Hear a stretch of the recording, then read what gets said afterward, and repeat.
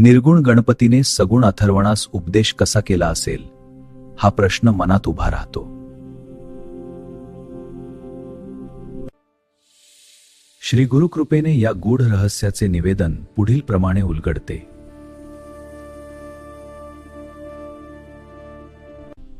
पूर्वीच्या ऋषीमुनींचे तादात्म्य सूक्ष्म मनाशी असे. त्यांनी कधीही जड प्रपंचाचा विचारही केला नाही.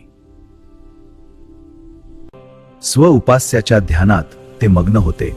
त्यांच्या उपास्य देवतेचा मंत्र अजपेवर असे. मंत्रातून उत्पन्न होणाऱ्या लहरी आकाश तत्वाशी संयोग पावतात. हे योगशास्त्राचे प्रमाण आहे. शब्द हा आकाश तत्वाचा गुण आहे.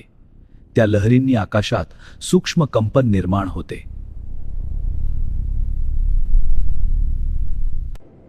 लहरी हे वायूचे स्वरूप असल्याने त्या कंपनातून आकाश तत्वात शब्दाची उत्पत्ती होते.